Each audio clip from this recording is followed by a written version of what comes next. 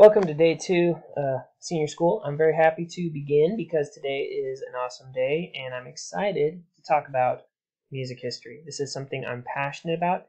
This is something that I think helps inform us about the music we like right now. History is something that tells us everything that we need to know about what we already think we know. And by that I mean everything that we think about with music is going to be affected by what has happened in the past. We had to get to where we are musically somehow. And so, to me at least, it's really fascinating to learn where all of it began. So, the very first thing to do is to start as far back as we have recording of. Recording as in written history, not something somebody said, right? So, the very first era of music that we have to talk about is medieval music, also known as the Middle Ages. But first, let's talk about something that medieval music is not. Pie Jesu Domine, dona eis requiem.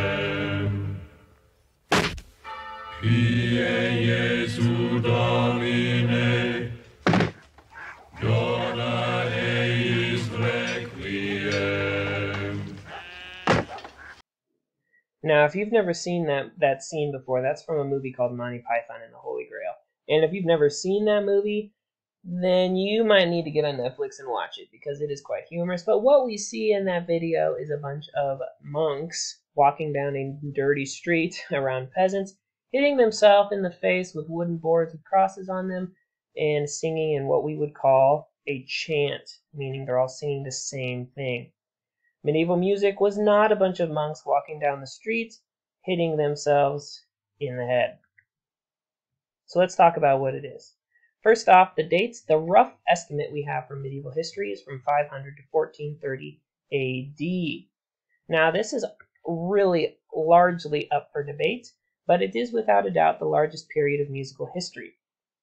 Earliest musical notation that we have recorded is from the 9th century. It was called neumes. They used neumes to write music, and you'll see some of that in our later videos. And those neumes are an early ancestor of what we currently use and what we'll be learning about on Tuesdays. There's 3 important overarching ideas involved with medieval music. One is something called ars antiqua, which is Latin for old art. Ars nova, which is Latin for new art. And ars subtilior, which is Latin for subtle art. Now, the one we're going to talk about the most and the most dominant force in the medieval period was ars nova. It was kind of a reaction to ars antiqua, meaning people wanted something different. They were writing new music. And in fact, as we begin to explore more of music history, you're going to see that music history is really just people, composers, musicians, reacting and wanting to change what has come before. I mean, even think now. Think back 10 years ago in music, if you can. You know, we had a lot of these small punk groups. We had pop stars coming out of the woodwork. But 10 years prior to that, hip-hop had just been invented. And we had people doing rap for the first time. If you go 10 years back to that, in the 80s, we had rock music, pop, other types of glamorous pop music. And even farther back, we have hard rock and then metal. Before that were groups like the Beatles, which are so different than any of the groups we listen to now. So you can see, even in the last 10 years or so, music has reacted and changed over time. There's 3 important locations as well. I'm just going to briefly mention these. They're not going to come up later, but important to think about. Places that recorded and kept this music. St. Martial Cathedral in Europe. Notre Dame, which you've all heard about, I hope, in France. And the Santiago de Compostela, which is another place in Spain, which they kept lots of written down music and memorialized composers there. And finally, 3 important textures in music. Monophony, which is a single melodic line without any accompaniment. And an example of that was Gregorian chant, which you actually kind of heard in that silly Monty Python video. Those guys were singing in unison the same line of music in Latin. That really didn't make a lot of sense, but that would be an example of monophony. Polyphony, which is where we have several lines of music, voices happening at the same time, that are distinct and melodic in their own way. And we're going to hear a couple of examples of that today. Finally, there's homophony, which is more of a modern art form, and that we'll see more in other eras of music, not so much in the Middle Ages. A melodic line with accompaniment, which is much more prominent later. Let's talk about the types of people who perform this music. We have troubadours, or trouvères, which are French singers. They predominantly sang secular songs, which means they weren't connected to the church at all.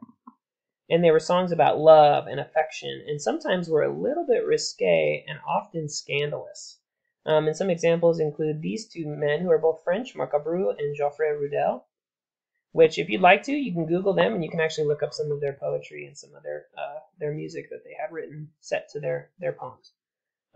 Modern day example of a troubadour would be somebody like Ed Sheeran.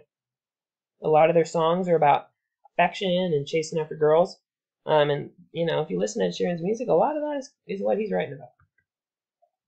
And then on the other part of Europe, in Germany, we have the Minnesingers and the Meistersingers. They used their music to educate the classes about things religious and secular, so they sang about both. While troubadours often only sang secular music, Minnesingers and Meistersingers did both.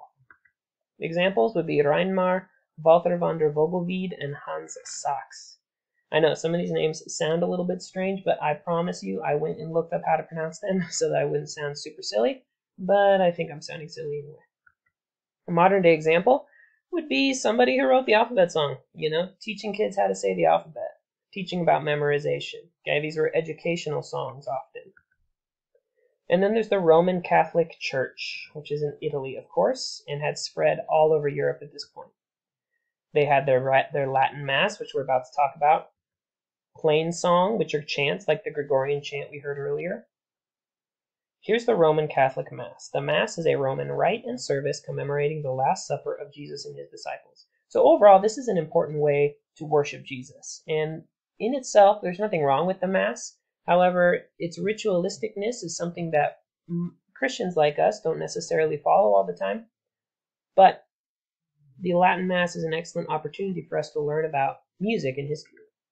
The service of the Latin Mass was broken into two sections. We had the proper Mass, which was spoken chants from the priest, no music, and the ordinary, chants set to music and sung. So there's 5 sections that are always used in the Mass ordinary, often with a soloistic sounding voice and in polyphony. So we have multiple lines all singing in melodic type of ways with some repetitive chants involved as well. We have what is the Kyrie, which in English means Lord.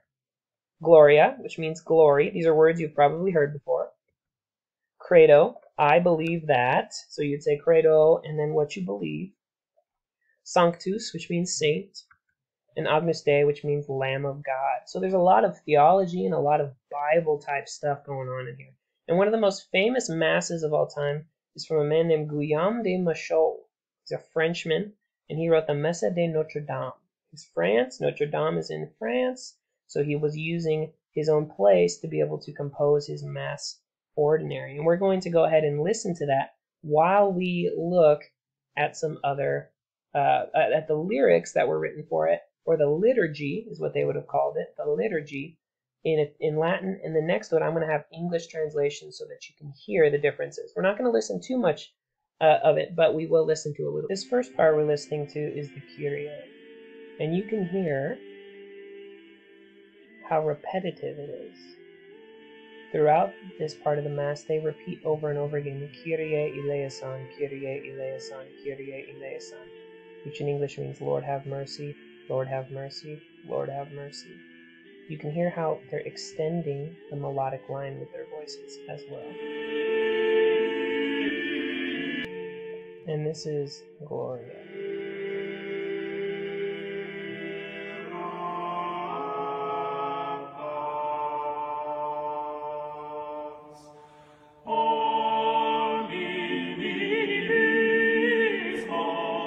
Often in these polyphonic songs, you'll hear taking over the main part of it is a tenor voice, a higher pitched male voice, who tends to move around a lot more rhythmically, while the other voices kind of fill in around him.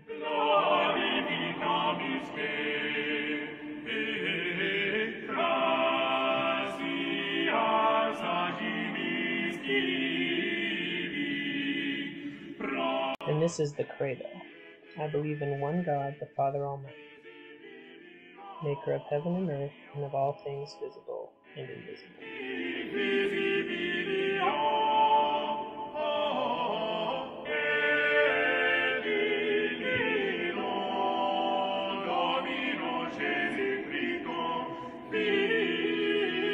Next we'll do the song.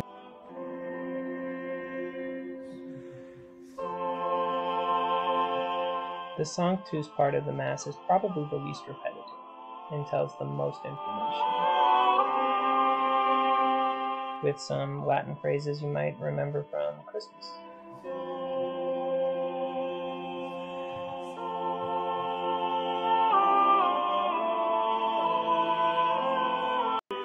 And finally we have the Agnus Dei.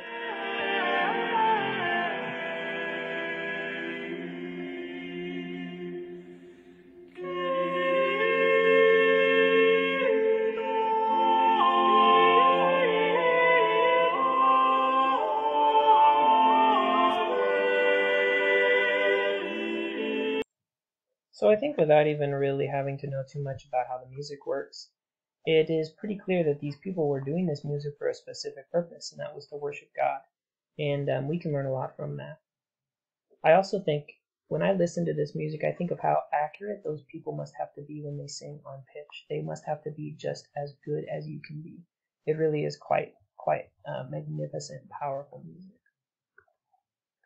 However, there were other important forms and styles back in the medieval period, and the first one we're going to talk about is the motet. It's a 2 to 3 voices singing at the same time, and the motet carried well into the 1700s or the 18th century. It was often secular or sacred, which means it would be sung about anything or sung about God. One popular composer of motets was Philippe de Vitry.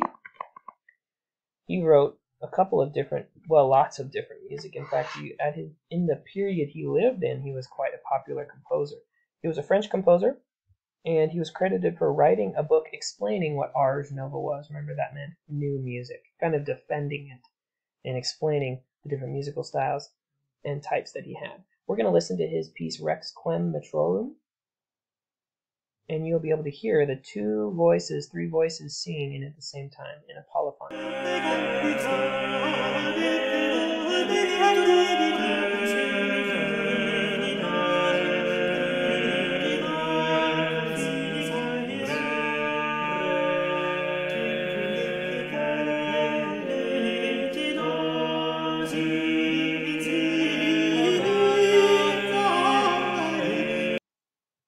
In that piece, you could hear the 3 different voices singing, and you could hear how there wasn't one necessarily more important than the others, right? When we think melody, we think there's something more important going on than the others, but in that particular instance, there wasn't. They were all 3 equally important. Next is Guillaume Dufay, who was much later than de Vitry, if you look at their life and death dates, and he was almost in the Renaissance period. He almost made it. He was pretty close, but he didn't quite. So he's considered a Middle Ages medieval composer. He wrote a very famous piece called Nuper Rosarum Flores, and he was, like I said, a little bit later in the period than de Vitry, and his music was influenced from all around the world, and his motets were harmonically and rhythmically complex than those of de Vitry and other composers. So we're going to listen to his piece, Nuper Rosarum Flores.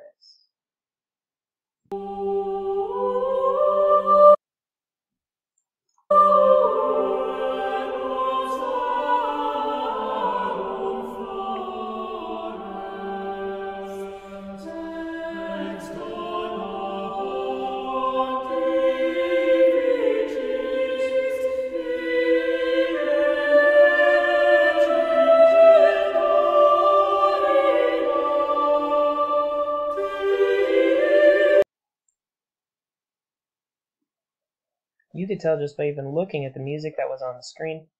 Their notation system is different. They use different time signatures. In fact, oftentimes they're not that concerned about time signatures. Their music's often written in interesting ways, and in 4/4 and 2/4 and 3/4, and they consider their music to be more complex, especially the stuff written by Dufay. The last form we're going to explore is the chancel. It's a French word that just means song. It's often a genre that the troubadours and trouvères would sing. It's secular, lyric-driven French music, polyphonic in texture. Remember, several melodic lines at once. And there was 3 styles associated with it: the rondo, the ballade, and the virelai, which are called forme fille. They're the French poetic forms that were used by poets at the time, and then they were also set to music in those ways. Adam de la Haye is a good example of a composer who wrote lots of chansons, especially at the beginning. See, his life was even earlier than the other composers we talked about. He was a French-born trouvère, and he wrote